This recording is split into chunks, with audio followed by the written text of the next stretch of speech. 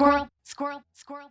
In this episode, I'm going to show you how you can actually use procrastination to manage your anxiety and get more shit done. Hi, I'm Katie McManus, business strategist and money mindset coach, and welcome to the Weeniecast. Squirrel. My whole life, I've been a procrastinator. There was not one essay that I wrote in high school or in college that I did before the night before it was due. There was no project that I was ever given in any of my jobs that I didn't procrastinate to the last minute. I've also procrastinated throughout my entire professional career when I worked for other people and working for myself. That doesn't mean I wasn't providing really top-tier value. For folks with ADHD, we know that if we're assigned something, that thing will only get done with the minimum amount of time left to do it. And we get a lot of flack for it. A lot of people have a big problem with us leaving things to the last minute. Now, to them, to neurotypical people, they can't imagine procrastinating to the last minute. For them, the anxiety just would not be healthy. For them, they need to chip away at a big project, little by little as they go, to be able to do it well. What they don't understand about people with ADHD is that even though we're procrastinating writing the paper for 4 weeks, and we're going to do it the night before, it doesn't mean we're not working on it. But the work that we do in procrastinating is in our heads.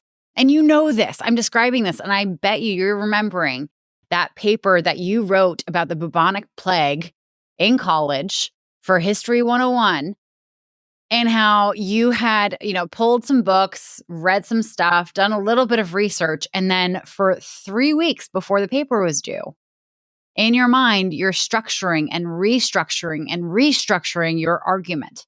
In your mind, you're playing out how you're going to phrase everything and what your thesis was going to be and how you were going to line up evidence to prove it. That's not necessarily procrastinating, first and foremost. That's finding a way that works for you to do the work.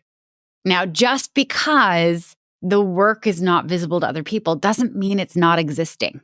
Just because it's something that's happening in your head doesn't mean it's not real. One of the things that we forget about as people with ADHD is when we procrastinate, we actually give ourselves more time to be creative.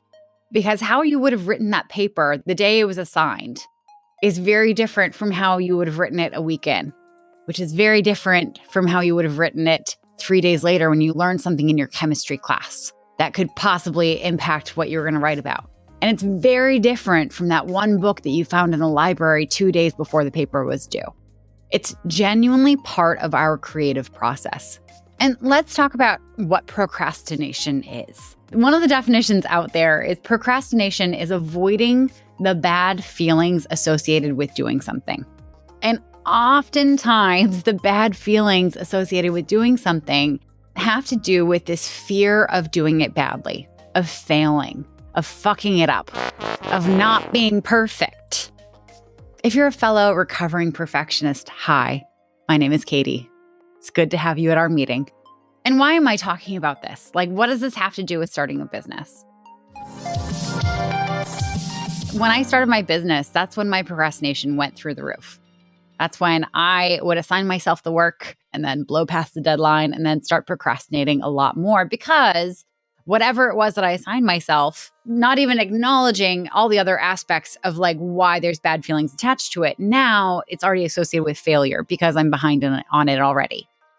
When we start businesses, we are venturing into the unknown. We're doing something that we have never done before. And because we've never done this before, there are so many little tasks that we've never done before. We've never set up an email marketing system. You've never written a newsletter all about you and your services before. You've never asked people to spend money on your services before. Maybe you've never posted to social media to try to get people to buy something. Something that most ADHD people experience is we tend to be really good at things really fast. We tend to learn things really quickly. Not to brag or anything, but when I used to work at a knitting shop, which, this is going to sound like such a cool story. When I used to work at a knitting shop, I was working on this one project and it called for cabling needles. So like if you know cabled sweaters, it has like the braid. I didn't know what those were. And so I went into the shop and I asked the woman who was the manager at the time what cabling needles were. And she was like, oh, they're over here. Here you go.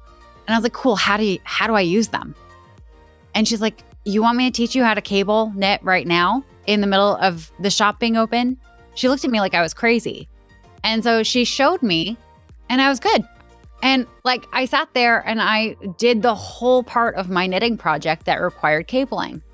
And she watched me with her eyes wide open and her jaw on the floor. Because usually when she taught people how to cable, it took several sessions for them to actually learn it.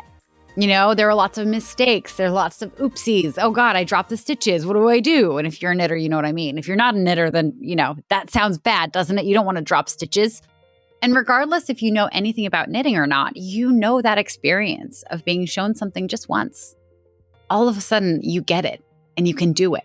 And people look at you like you're a mastermind. But it's just how our brains work. We absorb things, certain things, very easily. Now, that doesn't go for everything. And there are enough things associated with our businesses that we've experienced being too hard for us to figure out, that when we're about to do something that we've never done before, we will procrastinate it. We will put it off because we've never learned how to do it before. And if we've already proven to be bad at, say, email marketing and setting up those kinds of systems, why do you think you're going to be good at setting up a task manager like ClickUp or Monday or Notion? Because not only do you have to understand like how it's going to work best, but you also have to know like what the language is to get the thing to do the thing that you need it to do. There's a lot of potential bad feelings there. And A, like folks with ADHD, we don't want to feel those bad feelings because we're used to being good at things. And B, like we really do need that time to figure out exactly how we want it in our minds before we go and exert the effort into making it real. That or we need a deadline. But it's hard when you have a business because you create the deadlines and you're the boss.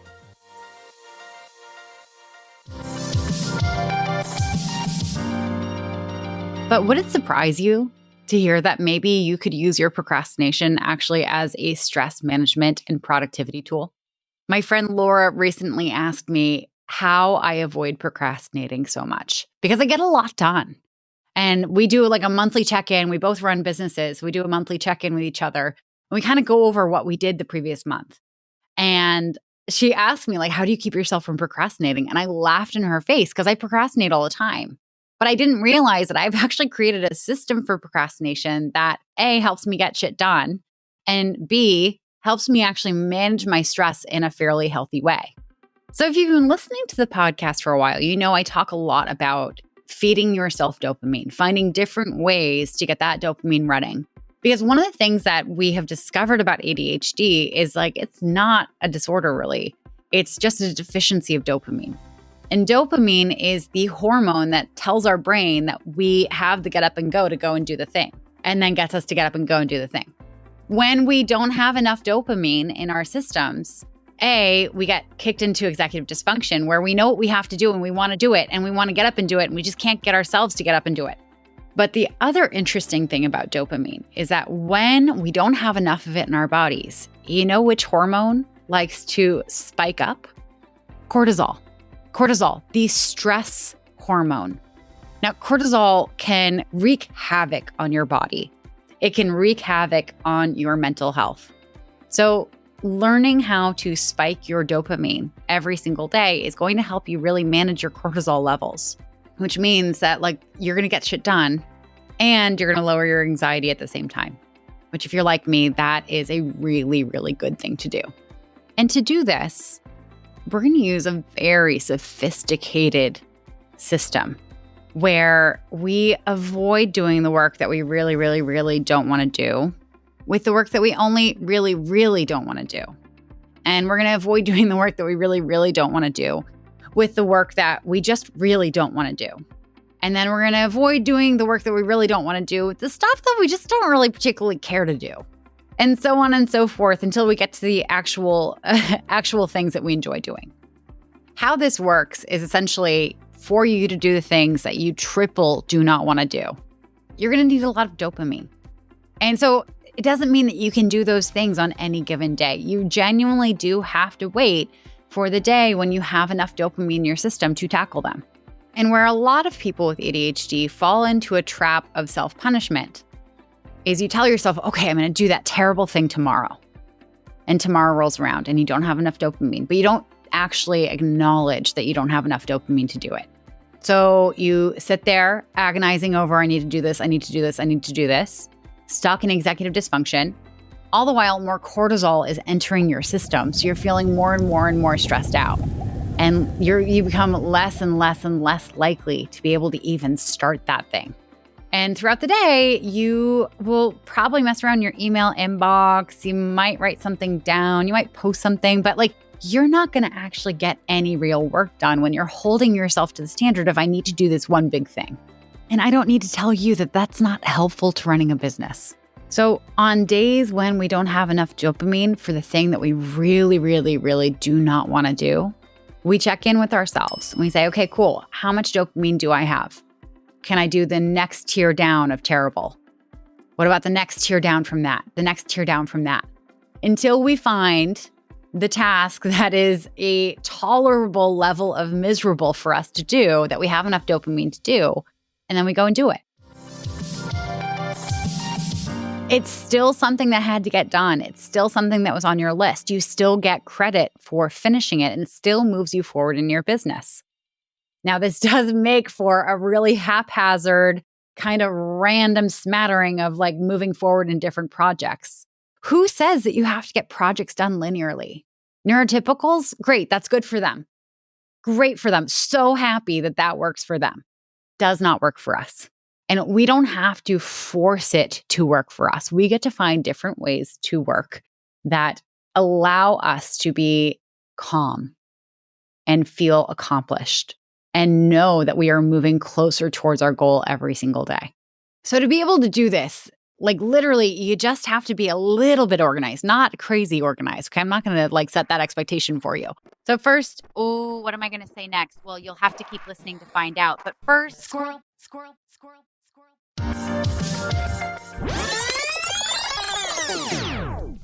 So first, you have to let go of linear.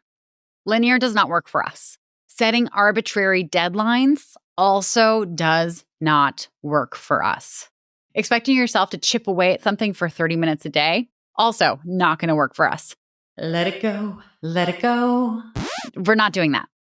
And something you have to be aware of when you're starting to organize your tasks in a way where you're kind of giving yourself the whole buffet of options of miserable things that you need to get done is we have to break down what I call layered tasks.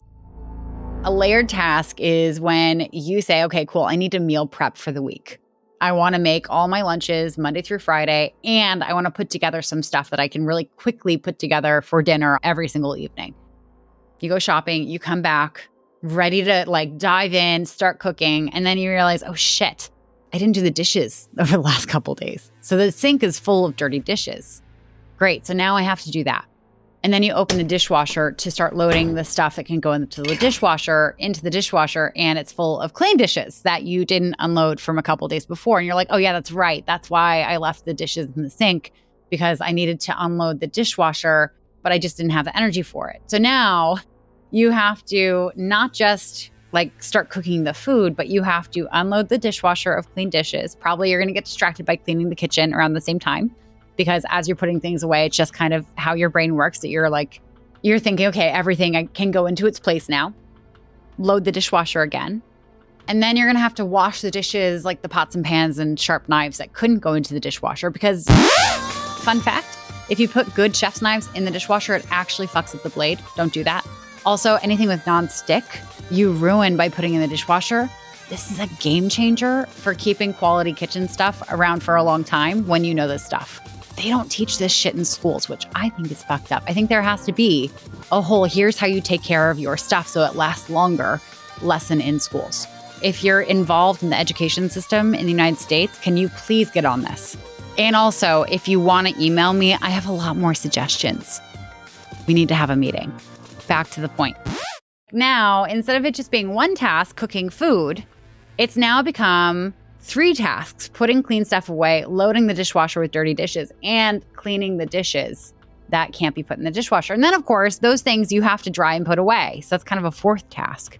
And we all know what happens at that point. We get to this point, and then we look at the groceries that have been sitting on the floor because we were like, okay, well, I don't want to put them all away just to bring them all out again while I do this stuff. And then you're like, well, now I don't have any energy to actually do the cooking. I'm tired. That was a lot of work. I just cleaned the kitchen. I don't really want to make it messy again. Let me do this. Let me just put everything in the refrigerator. I'm going to order a burrito and have it delivered. That'll be my dinner tonight. And tomorrow, I'll plan on grabbing a salad for lunch. And then tomorrow night, I'll meal prep. And we all know what happens from there, right? You never meal prep. All that food you got. You might cook some of it throughout the week for dinners and stuff. But come the next weekend, some of it started smelling in your fridge. And you have to really guiltily just drag the garbage bin over to the fridge along with a chair, and you have to go through and just throw shit out because you didn't get to it in time. Okay, so when we think about a layered task, we have to figure out what are all the steps that are required of me before I can actually do the thing that I need to do. So meal prepping. When you have to meal prep, you really do have to take into consideration, did I empty the dishwasher? Did I load the dishwasher? Did I do all of the dishes that can't be put in the dishwasher? Did I dry them? Did I put them away? Because those are all extra tasks that will slow you down from getting to the thing you actually need to do. I want you to think about how this shows up in our business. You tell yourself, okay, I'm going to start sending a newsletter to everyone who's ever booked a call with me or downloaded a freebie on my website. Great. You've never actually learned how to send an email out of your email marketing thing, right? It was something that you set up. So maybe you had a VA set up so that you could have a freebie and collect email addresses. But, there's something called lists. You're not really sure who you're supposed to send this thing to. And then you have to figure out what's the content? What's going to be interesting to them and inspire them to book a sales call with me? God, okay. So now you have to figure out the technology. You also have to figure out the organization of it. You have to understand, how you're going to segment out this list. So you're sending it to the people who would be most interested in getting this newsletter. Then you have to figure out what to put in the newsletter. And then you have to figure out how to send it at the right time on the right day to the right people. And the issue with this one action that you want to take, send an email newsletter to a bunch of people, has become multiple different tasks. So you have to learn how to use the system. You have to understand it on a deep level. And the stakes are super fucking high. Because if you get it wrong, everyone's going to see. And we love catastrophizing little actions that we take in our business, don't we? It's if I send my newsletter on a Wednesday instead of a Tuesday, no one's going to read it. It's going to be a waste of words and blah, blah, blah, blah, blah, blah, blah, because someone sometime told you that Tuesday was the best day to send a newsletter. Fuck off. We get really attached to the best ways of doing things. I want you to notice that in yourself the next time you go to do something that's a little outside your comfort zone. What's that little standard that you're holding yourself to? And does it actually make a difference at the end of the day? Probably not. Whenever we're approaching a project in our work, something that we want to get done, what I do, how I use my procrastination to lower my cortisol levels, to increase my dopamine, to actually create an anxiety controlling system where I get shit done, is I will sit down and I will break down any task I want to do. I will delayer them. I will figure out every single step that I need to take before I get to the thing. I do this with things that I have done for years. One of the things that you'll notice in my social media is, I have kind of a cadence, and I'm not perfect about doing this. You're gonna hear this and be like, oh, cool, I'm gonna go check out her LinkedIn right now. And probably by the time this episode has come out, I will have gotten bored of it for a little while and you won't see this. But when I'm perfectly in my game, I do content on kind of a 5-day rotation. So day 1, I kind of look at the pain of the things that my clients struggle with and how it feels for them. And I just kind of normalize it. It's called empathetic marketing. It's one of the things I train in my programs. The next day, I talk about a desire that they all have and I champion it. I tell them that I believe in you. You can actually have this if you want it. And then day 3, I'll generally do a testimonial or a case study. Day 4, I'll do something about my story. And I might even talk about like giving myself a little testimonial, which is kind of a fun way of showing people, how you work and how you help your clients. Because generally, you help your clients with things that you had to help yourself with first. And then finally, day 5, I try to share some details about my programs. Okay, so if I have a 5-day spread of content that I'm going to be creating for the month and I want to post every single day, let's just do the math. There are 30 days in some months. We're going to ignore the 31 days and the 29 days for the sake of this. Okay, so that means to post every single day on a 5-day rotation, I need 6 pain posts. I need 6 desire posts. I need 6 testimonial posts. I need 6 my story posts. And I need 6 posts that have to do with the details of my programs. And I will literally create a Word document that has pain 1, pain 2, pain 3, pain 4, pain 5, pain 6, desire 1, desire 2. I'm not going to go through the whole thing, but you get the point, right? I break it out. So literally when I'm going through my list, and of course I break down every single project that I do like this. So as I'm sitting down at my desk in the morning, I'm kind of doing a body scan, a little like mental check to see how much juice I have in the tank to do what. I can literally look at a whole map of options of the things that I could focus on for the day. And I get to pick the hardest one that's possible for me on that given day. And I get it done. And what happens when we get shit done? We get dopamine. So oftentimes when I get something done that requires less dopamine than one of the bigger, scarier, like awful, miserable tasks, if I get that done early enough in the day and I get that dopamine hit from it, sometimes that dopamine rolls over and I'm able to tackle the bigger thing. You know that advice that says eat the frog first thing in the morning, which sounds disgusting. Don't do it. Like frogs aren't that tasty. I've had one. Like, it's just weird. Don't do it. Like you were a fish once and now you have 4 legs. You jump around. You have like a voice. Ooh. Okay. And I don't support metaphorical frog eating for people with ADHD. Anyway, back to the point.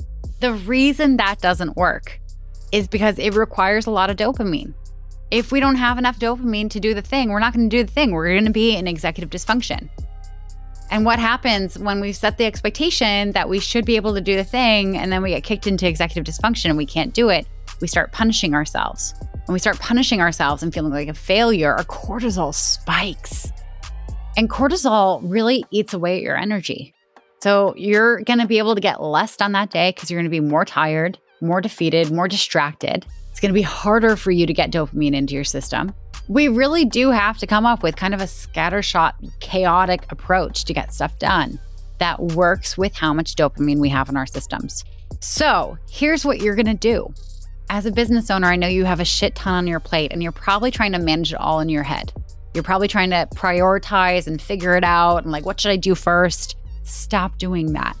What you're going to do is you're going to sit down with a few pieces of paper and you are going to write down every single thing that you think you need to do. And this is personal and this has to do with work and this has to do with like your kids' to-do lists and your spouse, like anything that you have to do with your family, everything that's floating around in your brain, you have to put on this list. What I like to do from here is I like to then rewrite the list into different categories. So like anything personal goes onto the personal list. And if you want to create subcategories, like is there something that has to do with health? Is there something that has to do with your house and taking care of it? Do you have to book a reservation at your best friend's favorite restaurant for their birthday? All that goes on the personal list. And then everything that has to do with your business, you're going to put on your business list. You're going to organize it into different categories. So say you have an email marketing category. What are all the things you need to do there? You know, a social media posting to LinkedIn category. What are all the things you need to do there? And so on and so forth. From here, I want you to obviously we're talking about your business. This is the Weeniecast for business owners.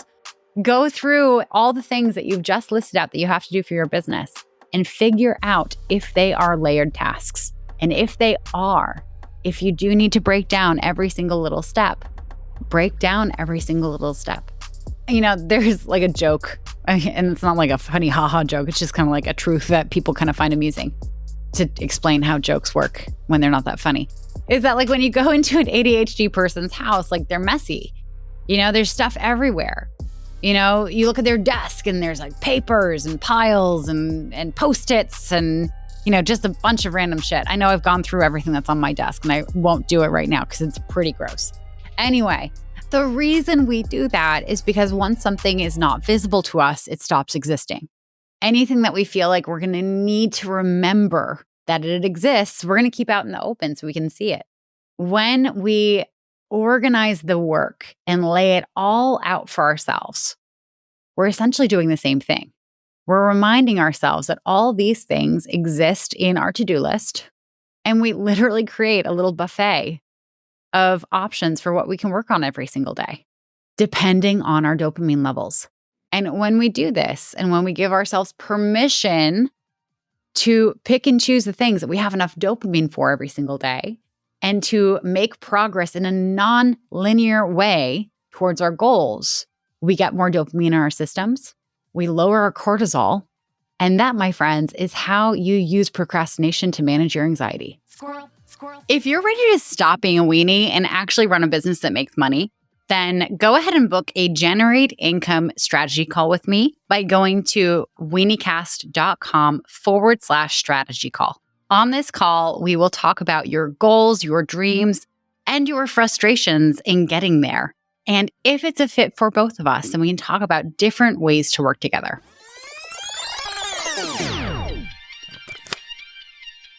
Boom, mic drop. But I'm not actually going to drop my mic because I like it and I don't want to hurt it. Squirrel.